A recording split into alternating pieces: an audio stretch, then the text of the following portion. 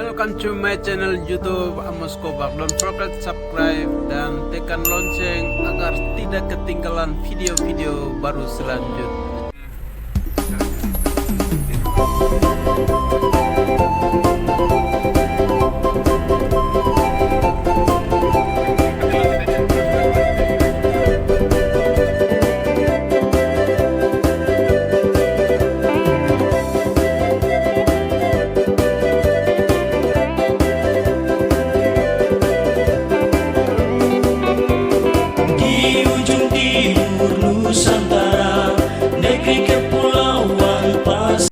Selamat pagi, dan hari ini tanggal 4 hari Minggu kami ada di Kenyam, di mana Pospei Gidi yang ada di Kenyam itu, dan tempat ibadahnya di sana.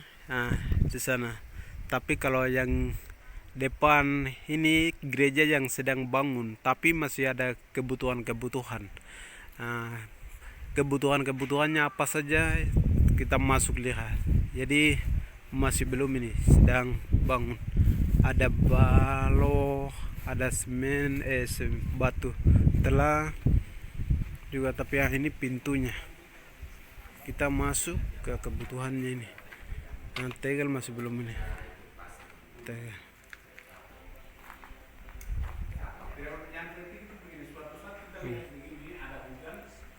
Jadi jendelanya masih belum. Itu Pak Pendeta Niton Kobak, Ketua Misi Gidi, sedang bicara dengan gembala setempat. Ini.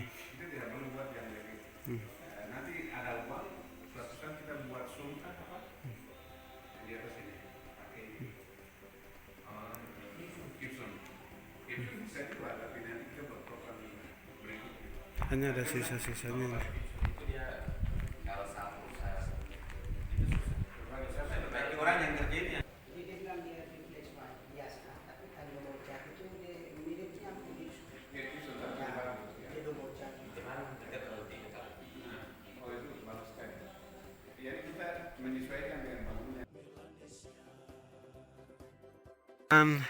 Sekarang saya akan wawancara dengan Pak Pendeta Niton Kobak. Sebagai naik semen sudah dibantu beberapa orang. Sekarang kami butuh THL, Pak Domin akan bantu. Yang masih butuh lagi posen, terus semen. Ya, saya pikir itu kemudian deras di luar ya. Iya, Pak. Jadi sudah hampir 80% sudah ya. 80% ya sudah, Pak. 80% sudah, masih beberapa persen saja kita akan selesai. Jadi doakan bikin berkah banyak toh. Iya, Bapak. Jadi pasti kami tunggu. Jadi Bapak ini bangunnya tahun 2000 berapa ini? Kalau itu saya pikir sudah 3 tahun yang lalu ya. Iya. Hampir 3 tahun. Jadi kalau tahun depan lagi berarti tahun 4 kita bisa resmikan. Karena di Pospei jadi kita bangun pelan. Karena kita tangani kegiatan fisik di seluruh Indonesia itu sudah hampir 10 bangunan.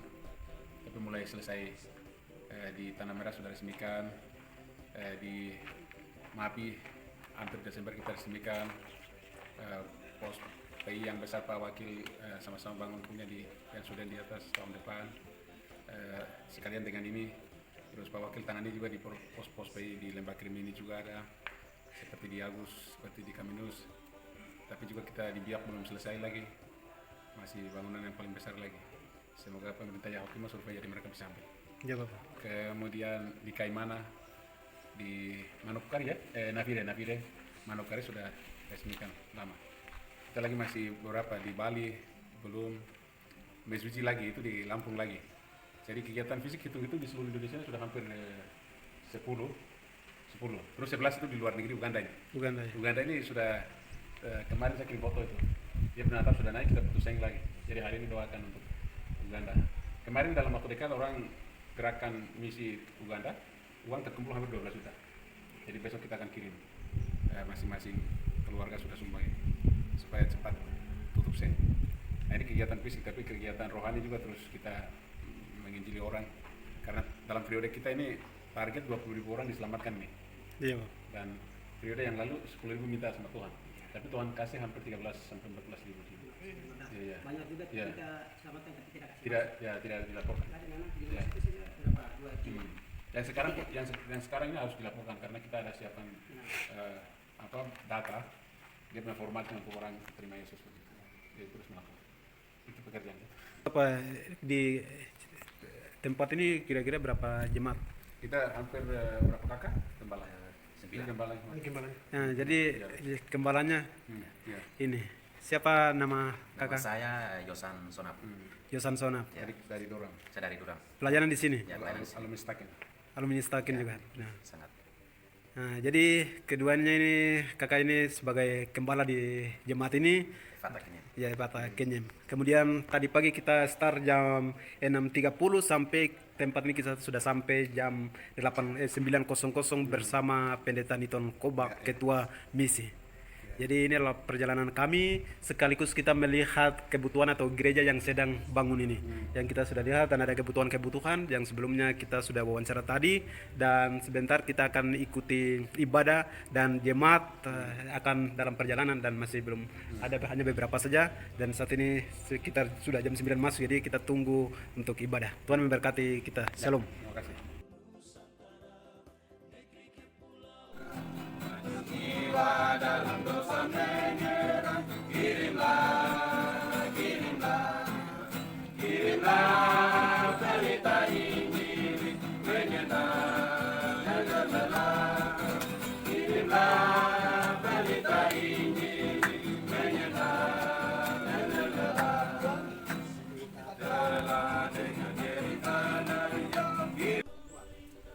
Saya bersyukur karena saya tidak terlambat. Bapak bilang kamu tidak terlambat. Hidup seperti begini, kita bisa terima Yesus. Dalam 1 Yohanes pasal 1.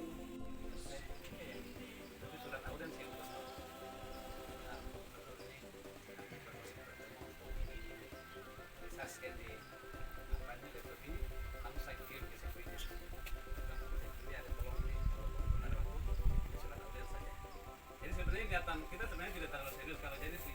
Belum fotokopi berkas kita lagi.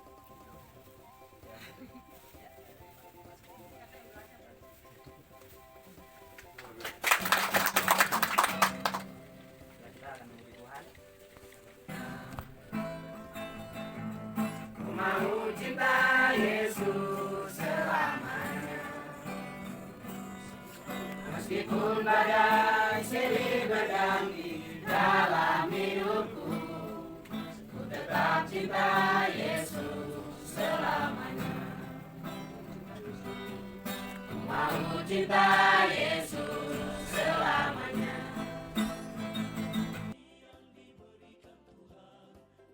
Kami membutuhkan Kau berkati kami sehingga kami boleh mengikuti sesuai dengan apa yang Tuhan mau dalam hidup kami.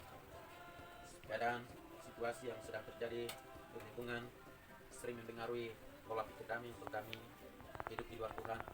Tapi firman Tuhan juga mengajar kepada kami untuk kami takut kepada Tuhan, hidup sesuai dengan kehendak Tuhan, menjauhi dari segalanya. 2000-an ke atas itu kalau di kampung-kampung itu orang datang kepada Tuhan itu rajin. Tapi sekarang mereka apa? Di kota. Lebih baik tidak usah ke gereja sudah. Lebih baik ada televisi. Kita nonton di televisi. Lebih baik kita dengar di HP dan artinya apa? Semakin hari ada kemajuan, artinya tidak takut Tuhan. Bapak Ibu yang dikasihi Tuhan. Dan hari ini kita akan mendengar firman Tuhan di dalam 2 Timotius pasal 3 ayat 1 sampai dengan ayat 9. Di mana Paulus memberikan nasihat yang keras atau peringatan yang keras kepada jemaat.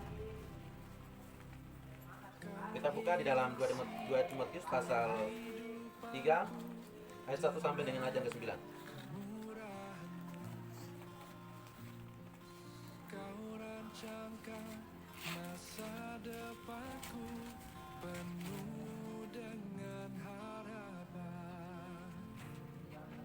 Timotius pasal 3 ayat 1 sampai dengan ayat 9. Saya mengajak kita baca bersama-sama. Hitungan pertama 1, 2, 3. Kita buka bahwa pada hari-hari terakhir akan datang masa yang sukar. Manusia akan mencintai dirinya sendiri dan menjadi mata-mata. Mereka akan membuang dan menyombongkan diri. Mereka akan menjadi fitnah. Mereka akan memberontak terhadap orang tua dan tidak tahu berterima kasih.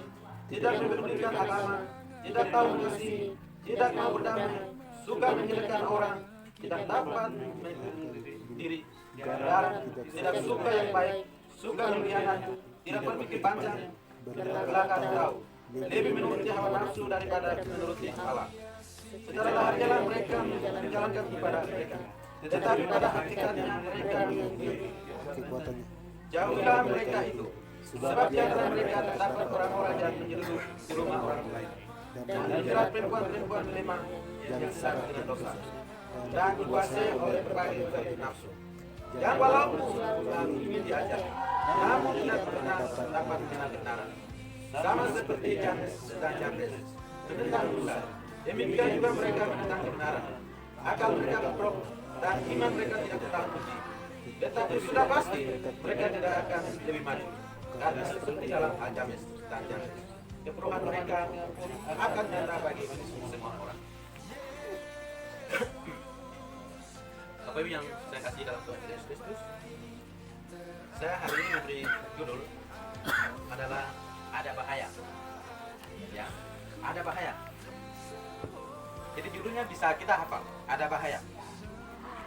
Bapak Ibu yang dikasih Tuhan, kalau seandainya anak-anak kita memberingatkan kepada mereka, hei, jangan lewat di situ, artinya bahwa itu ada sesuatu yang membahayakan seseorang atau anak-anak kita. Bapak Ibu yang dikasih Tuhan, ada bahaya berarti bahaya itu adalah sesuatu yang membahayakan. Akhirnya kita bilang waspada atau hati-hati, atau kata yang sering kita baca adalah jangan. Bapak Ibu yang dikasih Tuhan, di mana Paulus menulis surat 1 Timotius dan 2 Timotius, dan surat ini dia alamatkan kepada Timotius karena Timotius adalah anak didik Paulus. Secara rohani dia mendidik dia, mengajar dia, membina dia, dan mempersiapkan dia sebagai pemimpin untuk mengajarkan kebenaran kepada orang-orang yang ada di Asia, yaitu adalah di jemaat. Dan Bapak Ibu yang dikasihi Tuhan, di mana Paulus berada di dalam tempat yang sangat susah, atau dia ada dalam posisi yang bahaya, tetapi dia mengingat kepada anaknya dan dia menulis surat ini. Tapi surat ini dia menulis kepada Timotius dan dia isinya adalah nasihat. Tapi juga adalah di dalam kitab yang kita baca di sini adalah peringatan. Bapak Ibu yang dikasihi Tuhan, Paulus menulis surat ini di Roma. Dia ada dalam penjara. Mengapa surat ini ditulis? Alasannya adalah karena keadaan di jemaat yang ada di Efesus, mereka ada dalam keadaan yang bahaya.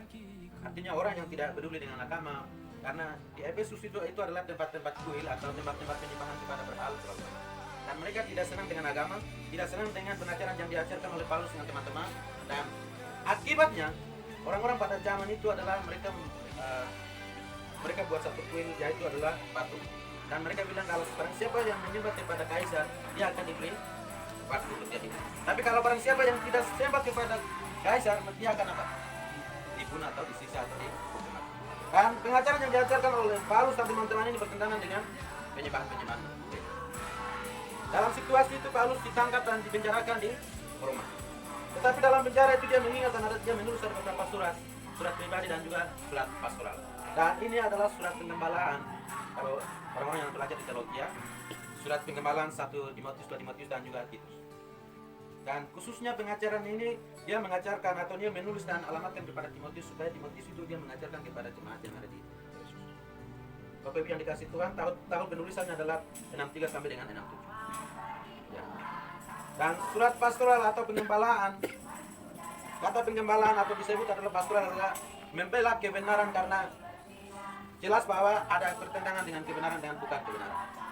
Dan di sana pengajaran yang diajarkan oleh orang-orang yaitu adalah mereka menentang ajaran-ajaran yang tidak sesuai dengan firman Allah. Salah satunya adalah dia ambil perumpamaan di mana dua orang yang menentang pengajaran, yaitu adalah Jannes dengan Jambres. Dia ambil perumpamaan pada waktu di mana orang Israel keluar dan mereka memberontak terhadap Musa. Demikian juga pengajaran-pengajaran yang tidak benar yang mereka mengajarkan di dalam jemaat di Efesus. Dan saudara Bapak Ibu yang dikasihi Tuhan, judul saya hari ini adalah ada bahaya. Mengapa ada bahaya? Karena keadaan kita sekarang ada di dalam situasi yang berbahaya. Bapak Ibu yang dikasihi Tuhan, mengapa? Karena itu kita ketahui bersama-sama di dalam ayat-ayat yang pertama kita lihat di ayat 1. Ketahuilah bahwa pada hari-hari terakhir akan datang masa yang sukar. Artinya masa-masa yang akan datang adalah masa yang sukar, masa yang susah. Bahkan juga manusia akan mencintai dirinya sendiri. dan mereka akan menjadi hamba uang. Kalau manusia sekarang bagaimana? Mencintai diri sendiri. Sekarang lihat contohnya begini, sederhana saja. Minta maaf ibu-ibu atau perempuan tidak boleh menyinggung perasaan. Lihat begini, kalau lipstiknya kurang bagus, lihat di kaca, pakaian ini kurang bagus, lebih baik sekali yang lain. Apalagi saya lebih begini lihat kurang baik. Akhirnya apa? Ada yang lain masuk setiap hari, masuk di mana? Di salon. Karena apa? Dia mencintai dirinya sendiri. Karena dia tidak puas dengan tubuhnya yang Tuhan ciptakan itu. Akhirnya apa? Semakin dia mencintai dirinya. Bapak Ibu yang dikasih itu. Akhirnya apa? Mereka tidak menghargai tubuh yang Tuhan ciptakan. Tapi mereka sekarang apa? Kalau kita lihat di luar negeri, mereka operasi plastik. Ada yang lain apa? Ada yang lain mereka laki-laki atau perempuan masuk di salon dan mereka apa? Mereka dandan. Karena mereka tidak mau lihat muka ini rusak atau mungkin apa dulu. Tapi mereka harus seperti kanting atau Bapak Ibu yang dikasih Tuhan, ada satu cerita. Ada ibu usia 85 tahun menikah dengan laki-laki usia 25 tahun. Karena apa? Ibu ini dia operasi plastik, akhirnya nih laki-laki ini pikir adalah dia masih kecil. Akhirnya mereka dua pacaran di dalam media. Jadi mereka tidak ketemu, hanya sudah di media terus. Akhirnya mereka memutuskan untuk nikah. Bapak Ibu yang dikasih Tuhan, ini adalah keadaan-keadaan yang sedang terjadi. Artinya bahwa manusia sedang mencintai diri. Lalu selanjutnya adalah Alkitab bilang manusia menjadi apa? Hamba Allah. Karena di dalam Alkitab juga dia bilang orang yang mencintai uang, akar segala kejahatan adalah cinta uang. Uang itu baik untuk menolong kita, tapi tujuan kita bukan untuk uang. Tapi uang itu untuk menolong kita saat kita susah, saat kita membutuhkan sesuatu, uang itu bisa menolong. Tetapi hidup kita bukan untuk uang. Bapak biar dikasih Tuhan. Tetapi ini sekarang kita lihat dengan orang-orang yang lain. Mereka tidak peduli dengan agama, tidak peduli dengan Tuhan. Akhirnya apa? Siang malam hanya bekerja untuk dapat uang. Siang malam begini. Hari Minggu lagi apa? Hari Minggu biang stok kerja. Hari Minggu pegang jualan, pergi jualan. Karena apa? Hanya pikirannya masalah uang saja, makan. Bapak Ibu yang dikasih itu artinya dia sedang menyembah kepada Tuhan.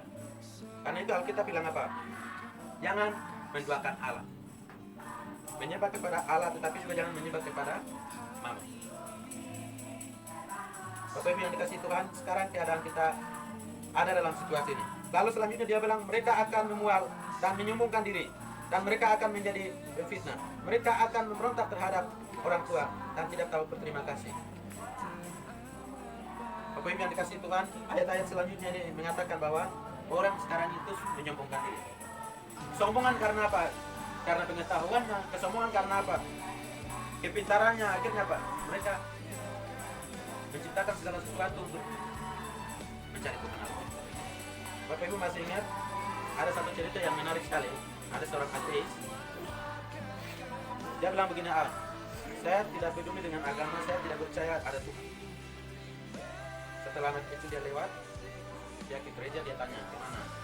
Dia bilang saya ke gereja. Kamu menyembah kepada siapa? Tuhan Allah. Dia bilang Tuhan itu seperti apa? Dia bilang Tuhan saya itu besar. Tuhan saya itu tidak bisa masukkan di dalam satu rumah. Dia tidak bisa hidup di satu kampung. Dia tidak bisa hidup di satu distrik. Dia tidak bisa hidup lagi di satu kota. Tapi dia adalah Allah yang maha besar. Tapi sekaligus dia adalah Allah yang maha kecil. Pak, saya artis jadi bingung. Masa Allah yang maha besar tapi Allah yang sekaligus Allah yang maha kecil? Bagaimana penjelasannya dia? Akhirnya dia bilang begini. Sekalipun dia adalah pencipta langit dan bumi, dan dia ada dalam waktu yang sama. Hari ini ada di Amerika, hari ini ada di Papua, hari ini juga ada di belahan bumi yang lain. Tapi sekaligus dia adalah Allah yang kecil, artinya bahwa Allah yang maha besar itu dia ada di dalam hati setiap orang yang percaya kepada Dia. Dan Bapak Ibu yang dikasih Tuhan, dia tidak mengakui. Tapi setelah perkataan itu akhirnya dia bilang. Selanjutnya cerita mereka, dia bilang segala sesuatu itu pasti ada penyebab. Tidak mungkin terjadi sendirinya. Dan ada seorang ilmuwan atau orang ateis ini dia mengakui bahwa ada Tuhan. Karena apa? Perkataan sama. Bapak Ibu yang dikasih Tuhan. Karena dia mempelajari semua hal dan dia berkata bahwa tidak ada Tuhan. Karena orang sekarang itu tidak mau hal-hal yang di luar dari itu, tapi mereka cari yang hal-hal yang praktis. Mereka tidak mau berdoa lama-lama, mereka tidak mau duduk lama-lama di gereja karena apa? Menghabiskan waktu. Tapi mereka sekarang ini mereka cari adalah apa? Mereka senang dengan pengajaran-pengajaran yang senang untuk didengar atau menyenangkan hati telinga mereka. Dan hal-hal yang sedang. Bapak Ibu yang saya kasih dalam Tuhan kita Yesus Kristus. Nah, nasihat yang disampaikan oleh Paulus kepada jemaat yang ada di Efesus, kita lihat di ayat yang ke-3 dan ayat yang ke-4. Tidak tahu mengasihi, tidak mempedulikan, tidak tahu mengasihi, tidak tahu berdamai, suka menjelekkan orang. Nah, ada 3 hal. Tidak tahu mengasihi. Jadi Alkitab bilang itu kasih agape, kasih dari Tuhan itu berbeda dengan kasih dari manusia. Mungkin hari ini kita mengasihi sesama dalam waktu yang singkat atau mungkin waktu yang tertentu, tapi suatu waktu kita bisa berubah kasih kita. Karena apa? Mungkin dalam situasi atau kebencian muncul. Contohnya sekarang itu di saat-saat tertentu saling mengasihi. Tapi saat-saat tertentu kasih bisa. Dan tidak tahu berterima kasih, tidak tahu mengasihi, tidak mau berdamai. Kalau hal ini yang luar biasa. Kalau setelah kita masalah dengan sesama kita, tapi dendam terus, tidak mau damai dengan orang, nah itu dia bukan anak Tuhan. Kalau anak Tuhan, hari ini waktu marah, hari ini tegur atau hari ini waktu pukul, besok bilang, kita mohon maaf, hari ini kita harus. Itu baru ciri-ciri anak Tuhan. Lalu selanjutnya adalah apa lagi? Kita lihat dari ayat yang ke-3. Suka menjelekkan orang. Ini lebih-lebih biasanya laki-laki atau ibu-ibu biasanya duduk satu tempat, kumpul baru biasanya menceritakan kelemahan orang, kelebihan orang. Satu orang kalau dia berhasil, mereka menceritakan, dia berhasil karena mungkin ada di sini atau siapa. Di belakang dia ada apa? Nah ini kelemahan. Dan Alkitab menjelaskan bahwa apa? Suka menjelekkan. Bapak Ibu yang dikasih Tuhan, kalau di antara kita ada perlu berdoa. Selanjutnya apa? Kita lihat dari ayat yang selanjutnya. Lalu tidak suka yang baik, ayat 4. Suka mengkhianat, tidak berpikir yang panjang, belak tahu, lebih menuruti hawa nafsu daripada menuruti Allah. Perintah Allah. Bapak Ibu yang dikasih Tuhan, kita lihat di dalam Galatia pasal 5 dan seterusnya, di sana Paulus menjelaskan ada 2 hal, yaitu adalah keinginan tadi dengan keinginan roh. Jadi keinginan tadi itu dia menuruti dengan keinginan tadi. Dan daging kita ini dia suka dengan hal-hal yang ada di depan kita.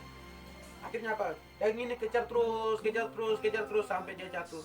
Akhirnya dosa melahirkan dosa. Tapi keinginan menurut dia akan menuruti keinginan roh. Bapak Ibu yang dikasih Tuhan, selanjutnya secara lahiriahlah mereka ini menjalankan ibadah mereka, tetapi pada hakikatnya mereka mengingkiri dan memungkiri kekuatannya, dan jauhilah mereka itu. Sebab di antara mereka terdapat orang-orang yang duduk di rumah-rumah orang lain dan menjerat perempuan-perempuan yang lemah, yang syarat dengan dosa dan dikuasai oleh berbagai-bagai nafsu. Dan Bapak yang dikasih Tuhan, Paulus menasihati ayat-ayat ini dan memberikan nasihat kepada jemaat yang ada di Efesus. Dia tahu bahwa di sana ada kejadian-kejadian yang terjadi adalah orang-orang itu mereka mengintip. Setelah itu perempuan-perempuan itu diseret dalam tarik keluar, akhirnya mereka hubungan berbadan. Ini adalah alasan-alasan yang ditemukan oleh Paulus pada saat itu. Dan sekarang juga yang sedang terjadi. Dan sekarang orang tidak peduli dengan agama, tidak peduli dengan ibadah. Kalau sudah kita lihat begini, anak-anak kita masih tidur, tidak mau suka datang ke ibadah. Apalagi mulai dari hari Senin sampai dengan hari Jumat itu kerja cari buat. Sampai hari Minggu mereka bilang sakit. Itu artinya apa? Mereka tidak peduli. Tapi setelah mati baru orang bilang, "Weh, kita di mana?" Karena orang meninggal ini pergi benar, ambil pendeta untuk didoakan. Hal-hal ini yang sedang terjadi Bapak Ibu. Dan ini adalah keadaan sekarang. Jadi sekarang ini Bapak Ibu yang dikasih Tuhan, ada yang menguasai dunia sekarang adalah ada 4 atau 5 hal. Yang pertama adalah ilmu pengetahuan teknologi. Akhirnya orang sedang mencintai ini. Kalau tidak senang dengan orang lain atau tidak saling mengasihi, itu dia masuk dalam politik. Karena Bapak Ibu kalau kita dengar ada 2 kubu atau ada 2 orang, ini suami istri. istrinya dia mendukung satu partai, suaminya bisa mendukung satu partai. Tapi di dalam rumah mereka dua tetap keluar. Tapi di luar bagaimana? Bukan lagi lawan. Akhirnya apa Bapak Ibu kalau kita dengar, akhirnya istri bilang apa? Lebih baik kita bercerai. Akhirnya istri bercerai. Karena apa? Ini politik juga bisa menghancurkan. Saling mengasihi tidak akan ada. Karena apa? Politik bisa menghancurkan kita. Teknologi juga bisa mengacaukan kita. Akhirnya apa? Tidak mau datang kepada Tuhan karena apa? Suka dengan apa? Sekarang di gereja orang tidak mau bawa HP. Minta maaf ya? Bukan sekali. Saya lihat Pak sekarang. Tapi ini memang harus begitu. Karena apa? Sekarang ini dunia canggih. Dulu beda dengan sekarang. Karena apa? Orang tidak bawa laptop lagi ke ini, ke kota atau ke tempat tugas. Yang penting flash disk atau modem dan lain sebagainya. Karena apa? Mereka suka hal-hal yang praktis, hal-hal yang terlalu gampang. Karena Alkitab sekarang orang tidak peduli dengan Alkitab. Orang tidak peduli lagi dengan agama. Orang tidak peduli lagi dengan saling mengasihi. Yang penting saya pokok. Ya bahasa kasarnya. Bapak Ibu yang dikasihi Tuhan, keadaan sekarang yang sedang terjadi di antara kita, dan itu juga akan mengacaukan kita. Karena itu di depan kita ada bahaya. Bapak Ibu yang dikasihi Tuhan, saat itu ada dalam pengajaran sesat, akhirnya Paulus dia menasihati kepada jemaat yang ada di sana. Tapi hari ini firman Tuhan datang kepada kita dan dia memberikan nasihat kepada kita. Mari kita menjauhi hal itu. Dan mari kita takut kepada Tuhan, mengasihi Tuhan, mengasihi sesama, takut kepada Tuhan, hidup sesuai dengan firman Tuhan, maka kita akan melakukan apapun itu untuk menyenangkan hati Tuhan. Hal yang kedua adalah Bapak Ibu yang dikasihi Tuhan, keadaan manusia sekarang. Kita lihat dari ayat yang ketiga. Hal yang sama kita lihat tadi. Ya, sifat manusia mencintai dirinya, lalu menjadi hamba uang, sombong atau memfitnah dan memberontak terhadap orang tua dan seterusnya. Bapak Ibu yang dikasihi Tuhan, hal ini hal yang sama yang sedang terjadi. Dan firman Tuhan mengingatkan kepada kita hari ini bahwa kita hati-hati di dalam kehidupan kita. Saat kita ada dalam keluarga kita, saat kita ada dalam tugas apapun yang Tuhan berserahkan kepada kita, kita ikut sesuai dengan firman Allah, maka kita akan berkenan kepada Tuhan. Puji Tuhan, firman Tuhan, renungan singkat di saat siang hari ini. Sekian dan sekali lagi shalom. Shalom. Selamat siang semua. Selamat siang. Saya menyampaikan terima kasih kepada Bapak Ibu. Saya ulang lagi kepada Pak Tati, selamat datang dan selamat mengikuti ibadah bersama hari ini. Pak Ketua PI dan juga Silak, Kobak dan juga Kirman. Saya menyampaikan terima kasih kepada jemaat Tuhan yang hadir hari ini. Selamat datang juga kepada Ibu dari Kirman. Selamat datang. Waroman. Waroman. Ya, Waroman Kirman ya. Ya, puji Tuhan. Pak Carlos keluarga, Pak Pur keluarga, Pak Jonas keluarga, Ya Boy, Harinus, dan semua lengkap. Puji Tuhan, keluarga Mama Abraham, selamat datang. Ibu Susana. Puji Tuhan, saya menyampaikan selamat siang semua untuk kita. Minggu tanggal 11 bulan ke-10 2020 yang akan melayani firman Tuhan adalah Bapak Pendeta Niton Kobak, STH, dan yang akan mengarahkan ibadah adalah Erik Opur. Lalu menyangkut dengan pembangunan, saya akan bicara sedikit, nanti tambah lagi Pak Ketua PI. Puji Tuhan, hari ini kita patut bersyukur kepada Tuhan. Setiap hari Minggu kita sering dikunjungi oleh tamu-tamu, kita berkemuliaan bagi Tuhan. Setiap minggu orang-orang yang terhebat, orang-orang yang dipakai oleh Tuhan, yang luar biasa di dalam gereja, di pemerintahan, sering mengunjungi setiap kita. Dan itu berkat khusus yang kita terima selama ini, kita berkemuliaan Tuhan. Kita bersyukur. Kita bersyukur juga beberapa waktu yang lalu, doa dari Bapak Ibu, kita semua akhirnya pembangunan yang sedang kita lihat ini hasil dari doa Bapak Ibu. Akhirnya Tuhan kerahkan hati orang-orang, dan berkat itu memang Tuhan punya. Jadi dia kerahkan hatinya orang-orang yang mengasihi Tuhan, akhirnya kita bisa memperoleh pengalaman. Puji Tuhan, kita bersyukur kemarin hari Sabtu, hari Jumat kita dapat bantuan juga dari Ketua KPU Kabupaten Pegunungan Bintang. Kita berkemuliaan Pak. Lalu kita dapat semen 20 lebih, dan waktu yang lalu kita dapat semen juga dari pilot Dani Samsonat 21. Kita bersyukur itu juga kemarin kita dapat keramik 200 lebih dari Jumin Wanda. Kita bergembira lagi. Dan itu berkat yang Tuhan kerahkan hati mereka, akhirnya kita bisa memperoleh berkat-berkat itu. Dan puji Tuhan, hari ini berkat sudah ada, tukang sedang mengerjakan, dan hari ini besok mereka akan ini pasang keramik. Pasang lagi. Cor ini, nehel di bawah. Pasang Ya. kami juga. Jadi mulai dari hari Senin sampai dengan mereka targetan waktu dalam 2 minggu bisa mereka selesaikan. Setelah selesaikan berarti dalam bulan ini mereka sudah target 2 bulan selesai. Jadi bulan September dengan Oktober ini. Berarti 2 bulan ke depan itu nanti kita akan targetkan lagi. Ya. Lalu pergumulan yang kita kemudi sekarang adalah jendela panel. Jendela ini kita sudah pesan tapi belum bayar. Jendela, pintu, dan juga waktu yang lalu pesan jendela, pintu depan, belakang, termasuk kayu 1 kubik antar. Jadi sekian 12 juta lebih. Jadi kita berdoa. Yang kita butuhkan sekarang itu Bapak Ibu. Mungkin lalu tambahan uang untuk tukang, kita berdoa. Jadi ini menjadi bahan doa yang saya sampaikan kepada kita semua. Kita berdoa supaya berdoa dan bekerja. Jadi jangan kita berharap kepada siapa-siapa, tapi kita juga berdoa dan bekerja. Artinya Bapak Ibu kalau ada sagu kita bergerak bekerja supaya kita bisa jual. Itu saya sampaikan dari saya. Mungkin Pak Ketua P akan tambah lagi. Saya mohon bersedia. Terima kasih, selamat siang semua. Siang. Selamat datang untuk semua tamu yang telah mengunjungi kita. Sudah sampaikan terima kasih. Saya adik Waraman yang belum kasih kesempatan dari hari kemarin sedikit yang sampaikan perkenalan dulu. Ya, dari sini. Senyumnya dia diberi kesempatan. Ya. Mulai. Ya, baik, terima kasih. Sebagai kita ke saksi tadi memang susia juga mau bersaksi, tapi sudah waktu jadi. Ya, kami bersyukur karena Tuhan memberi untuk napas hidup kami berada di sini. Dan selama berapa tahun yang kita lewati memang pribadi di sini tapi jarang. Karena keluarga, istrinya dia ada kuliah. Terus saya juga belayanan di salah satu sekolah. Mbak Bey juga dia ada buka salah satu sekolah yang dia ada dikenal di Jawa Tengah sana.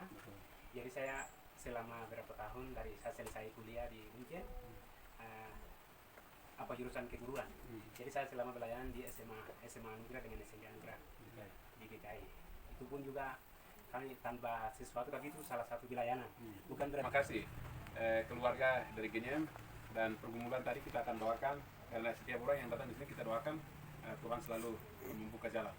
Dan terima kasih juga karena dia menjalankan tugas di sekolah kami. Saya sebagai ketua yayasan di sana, tapi kami tidak bertanggung jawab terhadap sekolah karena secara legalitas kami punya yayasan, tapi di dalamnya kami belum atur baik sehingga anak-anak ini luar biasa. Mereka mengabdi dari TK, TK, SMP sampai SMA.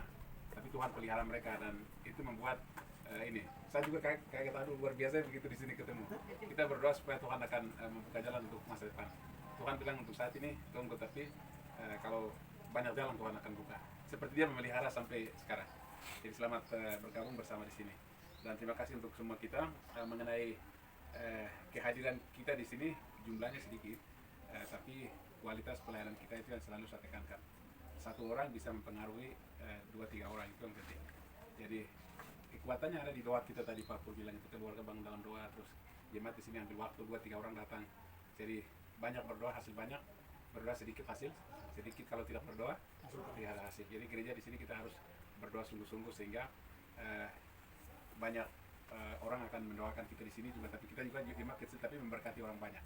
Karena kami ada di sini, kami bicara mengenai penginjilan secara lokal, nasional, kemudian ke luar negeri, berarti sebetulnya jantung penggeraknya kita beribadah di sini. Jadi seperti Pak Pur bilang, jangan anggap bahwa di sini kecil main-main, tapi sekarang dengan dukungan gereja kita terdaftar lagi di kabupaten untuk Lembah Krime ini, itu artinya bahwa secara legalitas kita kuat. Amin. Jadi orang tidak akan ganti gugat lagi. Dan itu meyakinkan kita bahwa kita sama derajat dengan orang-orang kita yang ada di lembah ini. Itu berarti kalau dulu kita masih meragukan, nanti kita bangun gereja di sini, di sana, komunikasi dengan orang Kenya, makan dikejar parang dan lain-lain. Jadi dulu kita punya musuh terbesar itu ada di lingkungan Lembah Krime. Tapi sekarang musuhnya ada di dalam kita. Di di atas orang yang sama mereka bermain, dan Tuhan tahu. Nanti orang jangan angkat pikir bahwa nanti satu orang bilang orang ini yang bikin akan itu biasa image-nya itu bangun. Jadi musuh itu ada di dalam mana? Di dalam gereja. Karena lagu Kemenangan Iman bilang ada 3 musuh, yaitu satu tuh musuh itu diri kita sendiri. Yang kedua itu musuh itu adalah dunia. Yang ketiga yang tadi bilang itu. Firman yang ketiga musuh terakhir itu siapa? Setan. Jadi 3 musuh, ada 3 musuh yang selalu mengikuti kita. Jadi kita berusaha supaya jemaat kita, gereja semakin hari semakin mulai habis. Itu artinya bahwa sejumlah orang yang akan datang akan penuhi gereja ini. Dan kita punya tanggung jawab sekarang sudah mulai jalan, jadi berharap supaya ini hanya secara fisik saja. Tetapi kita tidak mau seperti di Genem ini bangun gereja banyak-banyak dekat-dekat. Coba memperhatikan dari alang-alang sampai ke sana. Itu gereja satu di sini, gereja itu berarti gereja keluarga masing-masing. Dan saya sampai jalan lihat gereja yang keluar 2-3 orang. Gereja jadi tidak begitu, sejumlah orang banyak gereja kasih penuh. Kalau ini kecil kita bongkar lagi belakang, kita sambung lagi. Atau ini tidak bisa, kita suatu saat beli tanah besar lagi. Jadi harus pikiran besar, tidak boleh jadi pikiran kerdil, ya. Jadi jemaat harus pikiran besar. Membangun iman kita harus besar, kemudian visi kita harus besar karena Tuhan kita juga adalah besar. Ya. Jadi kalau begitu modalnya mana? Modal kesatuan kita, persatuan kita. Kekurangan, kesusahan itu sudah biasa. Tadi sudah bersaksi. Tapi bagaimana kita bersatu sebagai anak Tuhan, kita harus bersama-sama di sini. Puji Tuhan. Minggu lalu kita berdoa sungguh-sungguh di sini dan Tuhan sudah mengirimkan kegiatan fisik ini, bahan-bahan material yang dibutuhkan. Kita punya bahan, sebagian gembala sudah lapor, dan ya saya dengan Pak Reno hari Kamis ke toko sana di Waina, kemudian THL itu 100, jadi kita taruh jaminan. Karena ibu-ibu tim doa di DKI, Ibu Mariana, ibu pasar sana, mereka kumpul uang di Banuta Kini. Jadi kita ini setor uang itu jaminan taruh di Waina, supaya ini ya Pak Jongin ini dia akan selesaikan itu dan uang kita akan kembalikan. Gitu. Jadi itu jaminan saya kita di situ. Tapi dia THL-nya mungkin bagaimana caranya kita ke sana 60 ini selesai, besok lagi gembala turun, kita usahakan lagi kasih naik begitu sampai 200 itu habis. Drop ke sini. Jadi itu artinya bahwa targetnya mereka harus selesai, dan kita doakan tuh bahan doa yang sudah sampaikan. Ketua KPU Pegunungan Bintang dia sudah bantu semen. Dia juga bilang kalau ambil THL ini minta ini KPU punya mobil ada ini, bisa saya kasih sopir baru THL-nya itu diangkat ke atas begitu. Jadi dia adik juga. Jadi dia bisa bantu itu. Karena kita bisa wadah yang dia punya mobil juga. Berarti 2-3 kali kita angkut juga. Itu mengenai gereja, itu berarti dalam 1 bulan ini akan selesai. Kita selalu berdoa itu satu tahapan ini selesai, bahkan yang dibutuhkan itu yang kita berdoa. Yang berikut setelah penyelesaian peresmian itu yang kita berdoa. Dalam peresmian itu kita bicara mengenai pembahasan.